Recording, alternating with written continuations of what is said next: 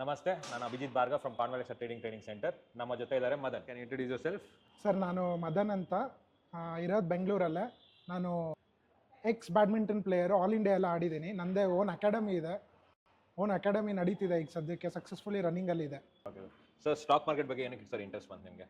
Stock market ನನ್ನ surrounding ಇದ್ದವರು ಮಾಡ್ತಿದ್ರು ಸ್ಟಾಕ್ ಮಾರ್ಕೆಟು, ಆದರೆ ಅವರು ತುಂಬ ನಾಲೆಜ್ ಇಲ್ಲದೆ ಟ್ರೇಡಿಂಗ್ ಎಲ್ಲ ಮಾಡ್ತಿದ್ರು.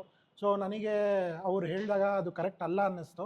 ಸೊ ಅದಕ್ಕೆ ನಾನು ಹುಡುಕಿ ಇನ್ಸ್ಟಾಗ್ರಾಮಲ್ಲಿ ಮತ್ತು ಯೂಟ್ಯೂಬಲ್ಲಿ ನೋಡಿ ಕಾನ್ವೆಲೆಕ್ಸ್ ಟ್ರೇಡಿಂಗ್ ಇನ್ಸ್ಟಿಟ್ಯೂಟ್ನ ಚೂಸ್ ಮಾಡಿದೆ ಸರ್. ಓಕೆ ಸರ್, ಲೈಕ್ ನೀವು ಕಲ್ತ್ರಲ್ಲ, ಹೆಂಗಿತ್ತು ಸರ್ ಕಲ್ತಿದ್ದೆಲ್ಲ? ಇಲ್ಲಿ ಕಲ್ತಿದ್ದೆಲ್ಲ ಸೂಪರ್ ಆಗಿತ್ತು ಸರ್. ನನಗೆ ಸ್ಟಾರ್ಟಿಂಗ್ ಬಂದಾಗ ನಾಲೆಜ್ ಅನ್ನೋದೇ ಇರಲಿಲ್ಲ ಟ್ರೇಡಿಂಗ್ ಬಗ್ಗೆ, ಸ್ಟಾಕ್ ಮಾರ್ಕೆಟ್ ಬಗ್ಗೆ.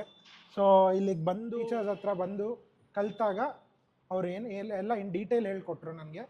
ಸೊ ಅದರಿಂದ ಒಂದು ಸ್ವಲ್ಪ ಯೂಸ್ ಆಯಿತು ನನಗೆ. ಈಗ ಸದ್ಯಕ್ಕೆ ಚೆನ್ನಾಗಿ ನಡೀತಿದೆ ಸರ್. ಸರ್, ಏನು ಕ್ಯಾಪಿಟಲ್ ಸ್ಟಾರ್ಟ್ ಮಾಡಿದ್ರಿ ಸರ್ ನೀವು? ನಾನು ಸ್ಟಾರ್ಟ್ ಮಾಡಿದ್ದು ಇನಿಷಿಯಲ್ ಆಗಿ 1.5-2 ಲ್ಯಾಕಲ್ಲಿ ಸ್ಟಾರ್ಟ್ ಮಾಡಿದೆ. ಆಮೇಲೆ ಹೋಗ್ತಾ ಹೋಗ್ತಾ ಗ್ರ್ಯಾಜುವಲಿ ನಾನು ಇನ್ವೆಸ್ಟ್ಮೆಂಟ್ನ ಜಾಸ್ತಿ ಮಾಡಿದೆ. ಸೊ ಕ್ಯಾಪಿಟಲ್ ಅಮೌಂಟ್ ಆಲ್ಮೋಸ್ಟ್ ನಾನು ಇವಾಗ ಒಂದು ಹತ್ರ 16 ಲ್ಯಾಕ್ಸ್ 17 ಲ್ಯಾಕ್ಸ್ ತನಕ ಇನ್ವೆಸ್ಟ್ ಮಾಡಿದ್ದೀನಿ ಸರ್.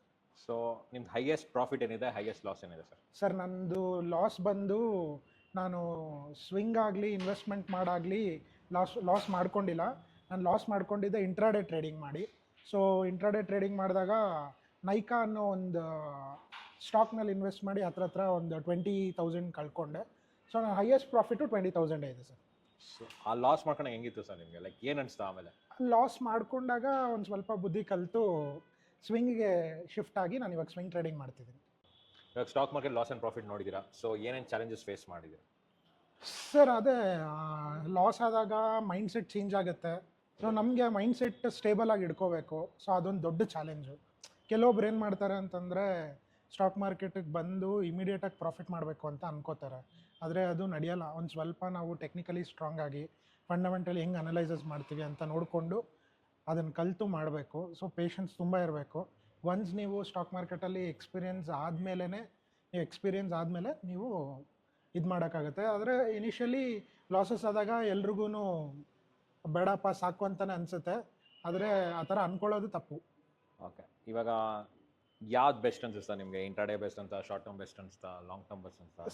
ಸರ್, ನನಗೆ ಬೆಸ್ಟ್ ಅನಿಸಿದ್ದು ಒಂದು ಇನ್ವೆಸ್ಟ್ಮೆಂಟು. ಅದು ಈಗ ಸ್ಟಾಕ್ಸ್ ಲಾಂಗ್ ಟರ್ಮ್ಗೆ ಅಂತ ಅಂದರೆ ಒಂದು 5 ಇಯರ್ಸ್ಗೆ 6 ಇಯರ್ಸ್ಗೆ ನೀವು ಸ್ಟಾಕ್ ಮೇಲೆ ಇನ್ವೆಸ್ಟ್ ಮಾಡಿ ಬಿಟ್ಬಿಡೋದು, ಅದೊಂದು ಬೆಸ್ಟ್ ಅನ್ನಿಸ್ತು. ಫಾರ್ ಎಕ್ಸಾಂಪಲ್ ಸುಜ್ಲಾನ್ ಇದೆ, ನೋವಾ ಅಗ್ರಿಟೆಕ್ ಇದೆ.